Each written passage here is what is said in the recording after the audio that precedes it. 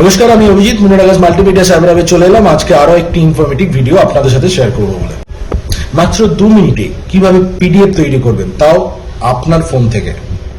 মানে আপনারা নিজেই ফোন থেকে পিডিএফ তৈরি করতে পারবেন মাত্র 2 মিনিটে। এই বিস্তারিত বলবো, তার জন্য অবশ্যই পুরো ভিডিওটি শেষ পর্যন্ত দেখবেন। হ্যাঁ, আমাদের অনেক সময় বহু ডকুমেন্টস কোনো জায়গায় পাঠাতে হয় কোনো অফিসিয়াল পারপাসে, তো আমরা বুঝতে পারি না কিভাবে পাঠাবো। শুধু জাস্ট ছবি তুলে পাঠিয়ে দেবো না, আমাদেরকে কি করতে হবে, আমাদেরকে একটি পিডিএফ তৈরি করতে হবে।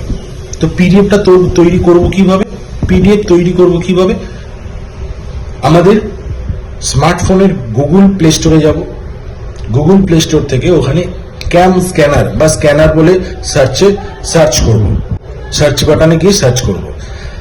তো যখনই আমি একটা অ্যাপস পাবো, ক্যাম স্ক্যানার বলে একটি অ্যাপস পেলাম, সেই ক্যাম স্ক্যানার অ্যাপসটি ইনস্টল করতে হবে। ইনস্টল করার পর আমরা ক্যামেরাটি অন করব এবং যে সমস্ত পেপারগুলো আমাদেরকে পাঠাতে হবে সেই পেপারগুলো একটি করে ছবি তুলব, মানে স্ন্যাপস নেব। স্ন্যাপ নেওয়ার পর আমরা তাদেরকে, ধরুন 4টে বা 5টা পেপার আছে, সেই 4টে-5টা পেপারকে স্ন্যাপ নিয়ে একত্রিত করব। একত্রিত করে একটি পিডিএফ তৈরি হয়ে গেল মাত্র 2 মিনিটে। এবং সেই পিডিএফটি আমরা পাঠাতে পারবো কোনো ইমেল মারফত বা কোনো হোয়াটসঅ্যাপ মারফত। তো এইরকম অনেক ইনফরমেটিভ ভিডিও পেতে অবশ্যই চ্যানেলটি সাবস্ক্রাইব করুন, ভালো লাগলে ভিডিওটি শেয়ার করুন।